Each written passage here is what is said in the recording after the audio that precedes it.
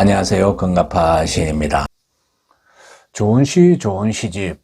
오늘은 큰 울림을 주는 짧은 시로 인기를 얻고 있는 문단의 중견 시인 윤효 시인의 신간 시집 10월을 만납니다. 이번 시집은 시인의 6번째 시집으로 2024년 9월 23일 발행된 시집입니다. 출간을 기념하는 문화 콘서트가 지난 11월 16일 서울예술가의 집에서 인문포럼 노는 주최 이영우 교수의 주관으로 열렸습니다. 성황을 이룬 이날 콘서트에서는 세 분의 평론가께서 시집에 대한 평설을 해주셨는데요. 종교철학자 백우인 시인의 코펜하겐 해석으로 번역한 10월, 문화인류학자 박정진 박사의 인류학적 여정, 해탈소리와 10월, 그리고 이간 통변 10월 제목의 성결대 이영우 교수의 평설이 이어졌습니다. 존재와 세계에 대한 통찰이 깊고 울림이 큰 윤효 시인의 시를 만나는 기쁨도 컸지만, 시집을 집중 조명한 이 세 분의 평설도 무척 감동적이었습니다. 윤효 시인의 시집을 읽은 시인들의 한 줄 평도 무척 인상적이었는데요.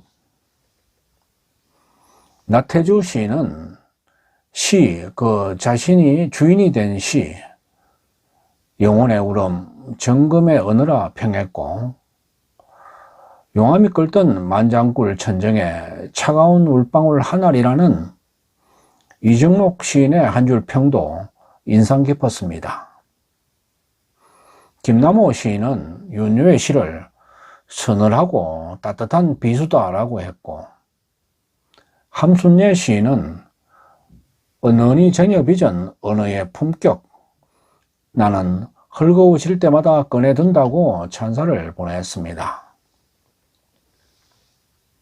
윤효 시인은 1956년 충남 논산 출생으로 1984년 현대문학으로 등단했습니다. 첫 시집 물결에 이어 얼음색 꽃, 햇살방석, 참말, 배꼽 등 여러 권의 시집을 출간하셨고, 풀꽃문학상, 유심작품상 등 근위 있는 여러 문학상도 받으셨습니다. 복허건, 나기철, 오인태 시인 등과 짧고 감명한 시를 추구하는 작은 씨앗, 채송화 동인으로 활동하고 있습니다. 시집의 발문은 고독한 기계의 실존적 육체미란 제목으로 경기대 권성훈 교수가 지었습니다. 시집은 5부 75편의 시로 구성되었는데요. 오늘은 이영우 교수의 평설, 개사전을 중심으로 읽은 윤효의 시라는 부제가 붙은 이간, 통변, 10월 제목의 해설을 읽으며 윤효 시인의 시를 만나보겠습니다. 동아시아 유교 문명의 기축을 이루는 경서 가운데 하나가 주역인데요. 주역은 역경과 역전으로 이루어져 있는데, 역전 가운데 가장 중요하게 꼽히는 책이 바로 개사전입니다. 개사전은 주역의 난해한 내용을 체계적이고 철학적으로 서술한 일종의 주역의 총론 성격의 책이라고 할 수 있죠. 이영우 교수는 주역의 이 개사전을 빌려 윤효의 시를 해설하고 있는데요. 어려운 내용인데도 쉽게 풀어내어 윤효의 시인의 시를 이해하는 데 많은 도움을 줍니다. 조금 길게 느껴질 수 있지만 끝까지 채널 고정해 주시면 공부에 큰 도움이 되실 겁니다. 본문의 1편은 시집이라는 작품이라는 제목의 글로 이렇게 시작을 합니다. 10월은 윤효의 6번째 시집이다. 철저한 전략과 전술에 의한 시집이다. 여러 시집처럼 적당함이 없다. 시집 자체가 작품이다. 시집 자체가 하나의 작품이라고 이 시집의 그 특징을 서두에서 명쾌하게 규정하고 있습니다. 이 시집이 어떻게 구성되었는지를 체계적으로 분석하고 의미를 부여하고 있는데요. 각 시편들은 짧다. 짧으면서도 강렬한 울림이 있다.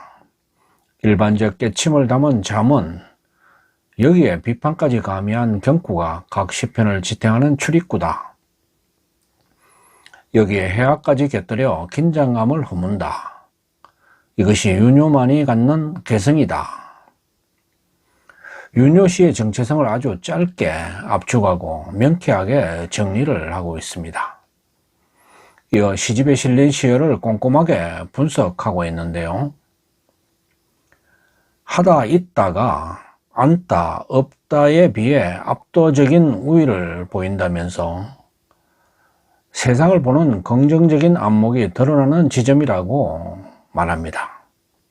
시어의 분석을 통해 윤효시의 특성과 빛깔을 선명하게 제시하고 있죠. 본문의 2편은 이간과 10월 제목으로 본격적으로 개사전을 빌려 윤효의 시를 조명합니다. 주역이라고 하면 되게 어렵게 생각하게 되는데 이영우는 주역의 개사전을 통해 윤효의 시를 명쾌하게 그리고 아주 쉽게 풀어냅니다. 윤효의 시는 쉽고 간단하다. 이러한 윤효 시의 특성을 개사전을 통해 확인시키는 것입니다. 쉬움이란 무엇이고 간단함이란 무엇인가? 쉬움은 하늘의 이치이고 간명은 땅의 이치다. 하늘의 이치는 새로운 게 없다. 밤이 가면 낮이 오고 봄이 가면 여름이 온다. 의심할 여지 없이 변화 현상이다. 이것을 이라한다. 반면 땅의 이치는 모두가 다르다. 같은 집안이라도 구조가 다르고 지역과 나라마다 같은 게 없다. 이 사실은 누구나 알 수 있다. 이것이 간이다. 하늘 아래 새로운 거 없고 땅 위에 같은 거 없다. 개사전을 빌리면 하늘은 쉬움으로 알게 하고 땅은 간명함으로 가능케 한다. 쉬워서 누구나 금방 알고 간명해서 흔쾌히 따르고 쉽게 알아 친해지고 그걸 쫓아 공을 세울 수 있다. 친해서 오래가고 공을 이루기에 그 무리가 확대된다. 이 간으로 천하의 이치를 알고 그를 통해 천지 가운데 인간의 자리가 잡힌다. 이 간은 진실이다. 문학적 진정성, 경건성이다. 그는 난복, 난잡을 거부한다. 윤효의 시는 여기에 자리한다. 이영우의 이 글에 대한 덧붙이는 말은 사족이 될 것입니다. 이영우는 이어 윤효의 다음 시를 제시하고 쉽고 간명함을 이어나갑니다. 한천, 윤효. 채신머리도 있고 노릇노릇 공들여 키운 열매를 땅 위에다 잔뜩 차려 놓았는데 어느 한 놈 기웃거리지 않았다. 늙은 은행나무가 할 수 있는 일이라고는 우수수 잎을 내려 그 낱낱의 슬픔을 엎어주는 것뿐이었다. 이 시를 이영우는 다음과 같이 풀이합니다. 이 간은 천지 운행의 질서를 총괄하는 거창한 어휘다. 그런데 이것이 요즘은 간이로 뒤바뀌어 턱없는 의미 추락을 했다. 예전에 중요했던 여기 세월 따라 간이역으로 변한 것과 같은 현실이다. 은행은 얼마 전까지만 가난했던 해도 땅에 널브러져 있을 순간이 없었다. 가난할 때는 가난해서 그랬고, 살만해지니 건강유지, 즉 혈액순환, 기억력 향상, 항산화 효과, 변비 예방, 기관지 질환 치료에 좋다며 풍기 현상을 빚었던 적이 있다. 또 볶아서 그냥 먹거나 술안주로, 신선로 등 여러 음식의 고명으로도 이용했다. 은행잎도 마찬가지였다. 그런데 세월은 은행을 간이역도 모자라 아예 폐역으로 만들어 버렸다. 누구나 그들도 보지도 않는다. 냄새난다며 되려 피해서 간다. 윤효는 이 폐역을 주목한다. 죽음은 죽음이 아니고 삶 역시 삶이 아니다. 우주의 생명은 연속만 있음을 알린다. 열매는 하늘이고 하늘은 시간이다. 공들여 노릇노릇은 햇살과 비를 퍼나른 바람의 온축이다. 능동적이고 동적이고 별이가 된 양기의 표출이다. 자기 완성을 위해 묵묵히 걸어온 시간, 자기 수련의 과정이다. 그런데 양기의 충만은 바람에 의해 흩어진다. 하늘에서 땅으로 위치를 바꾼다. 하늘이라는 보편 세계에서 땅이라는 국부적인 세상으로 자리한다. 그런데 그곳은 편파적이다. 공간이고 정적이고 부드럽고 포용성을 지닌 땅의 속성이 부재한다. 잔뜩 차려놓은 결실 곁에 어느 한 놈 기웃거리지 않는다. 은행나무의 화려함이 초라함으로 바뀌어 있다. 얻으면 길하고 잃으면 흉하다. 개사전. 열매는 시간의 길이고 낙과는 시간의 흉이다. 반대로 낙과는 땅에 사물들이 쌓이니 공간이 길이고 하늘의 시간은 멈췄으니 시간이 흉이다. 이 사이에 해린이 있다. 해는 과유에 대한 후회이고 리는 불급에 대한 아쉬움이다.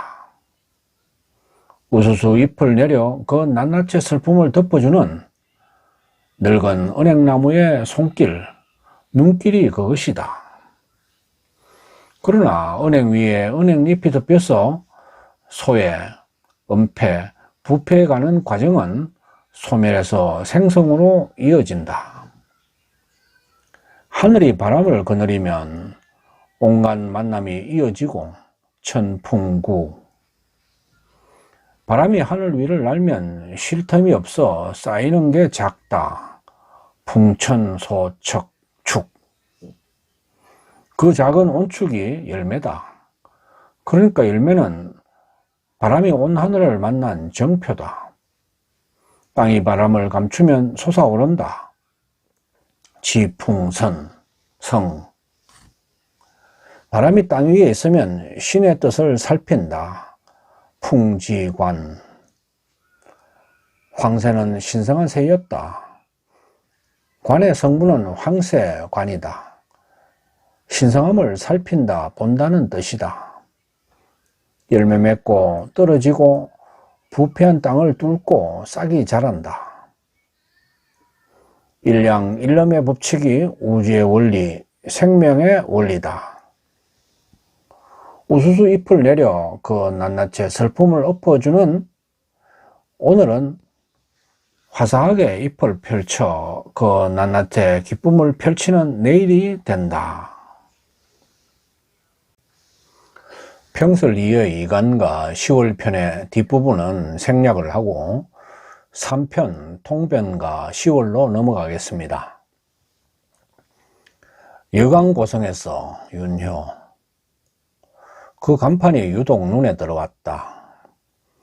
그림 엽서를 팔고 있었다. 잡히는 대로 한 장 사고는 얼른 빠져나왔다. 중략. 가게의 이름이 삼생유신이었다.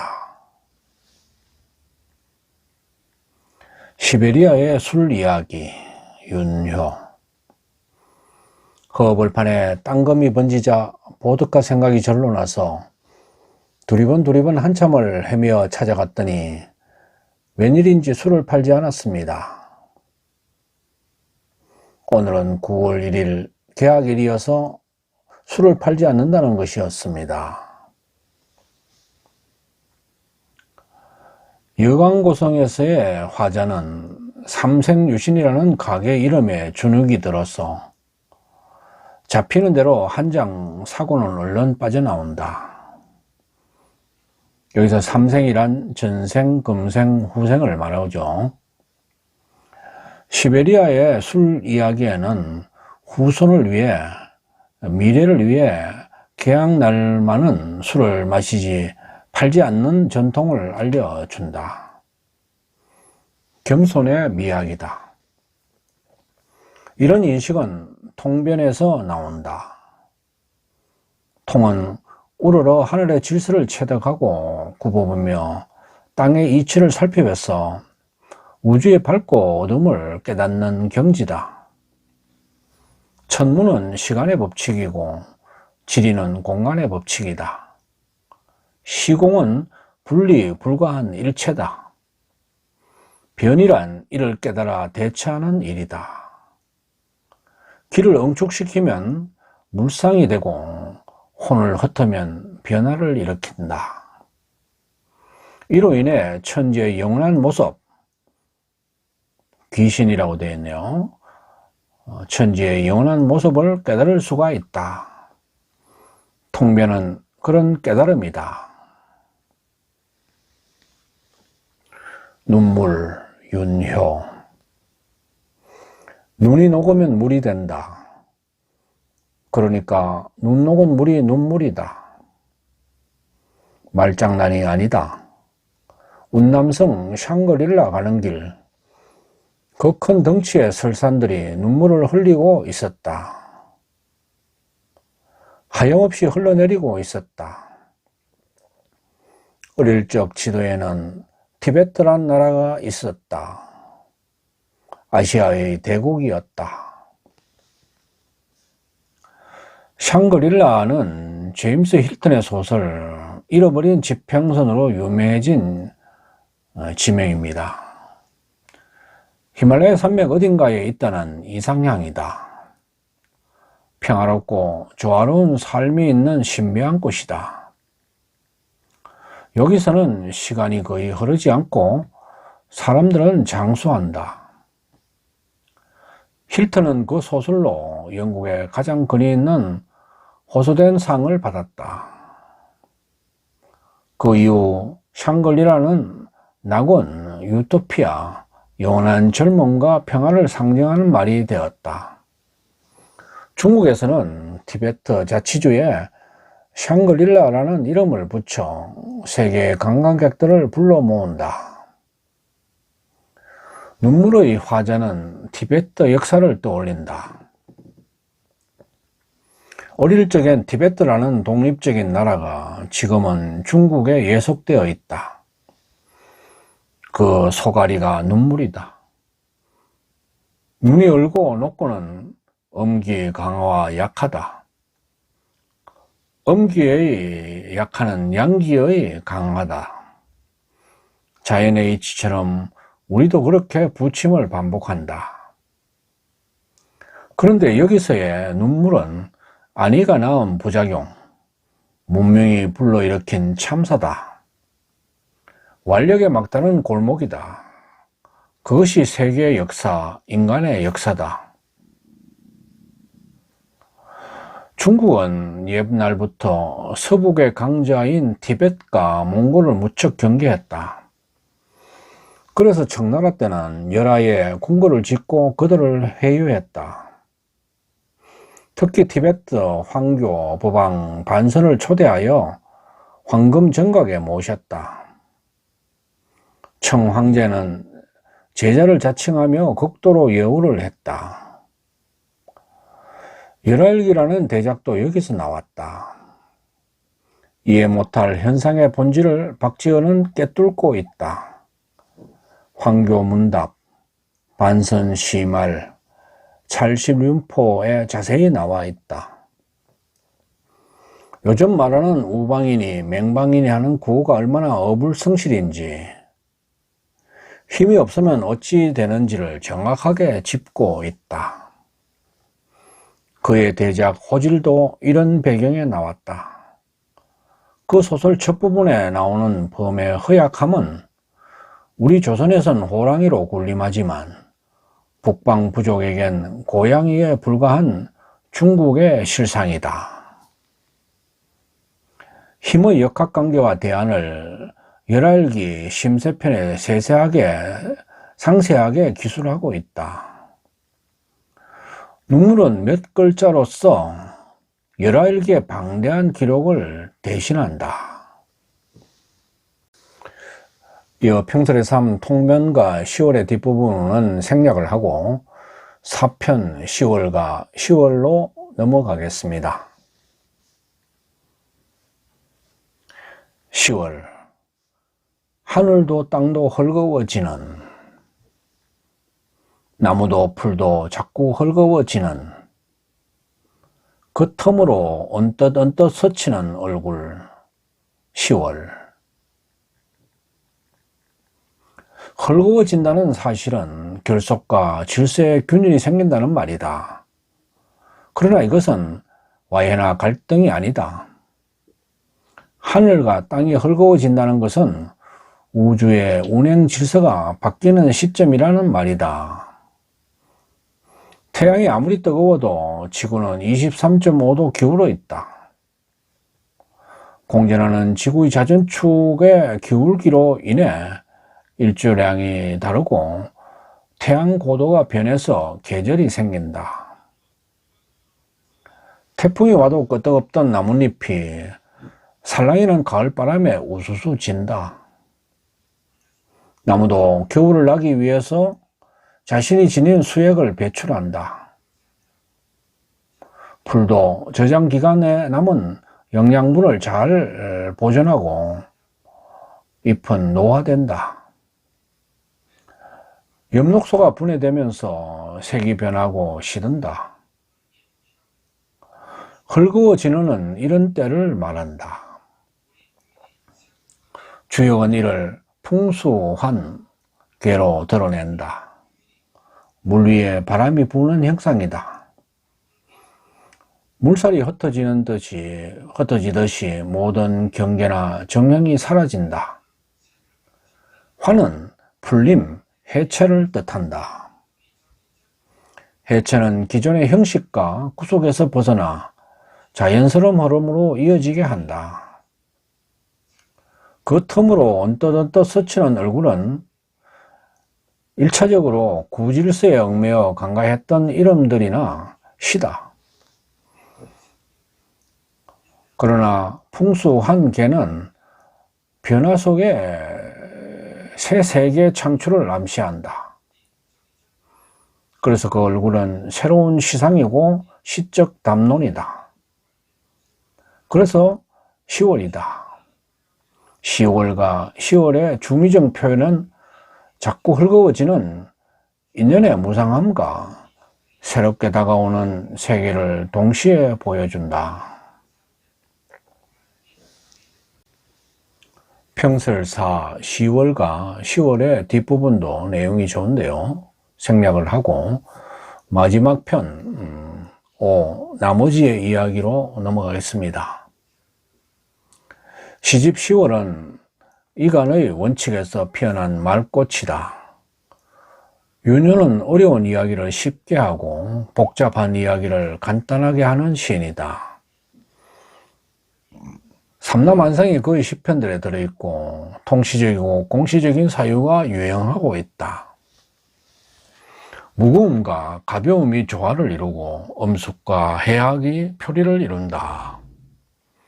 솔고평전, 황용사 그 스님, 고사 간월도를 다루기엔 지면이 턱없이 모자란다. 다음 기회로 미룬다. 그러나 다루지 못해서 아쉬운 재밌는 시 몇 편과 식구를 적는다. 그 중에 한 편을 읽어보면 다음과 같습니다. 흐린 날, 윤효. 책가방을 들쳐맨 중학생이 유모차에 탄 돌쟁이 보고 무심코 한마디 했다.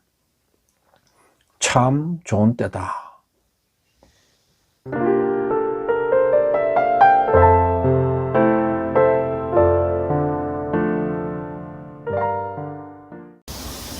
아직까지 금가파TV를 구독하지 않으신 분은 지금 바로 붉은색 구독 버튼과 좋아요, 엄지척, 그리고 종 모양의 알람 설정을 해주시면 감사하겠습니다.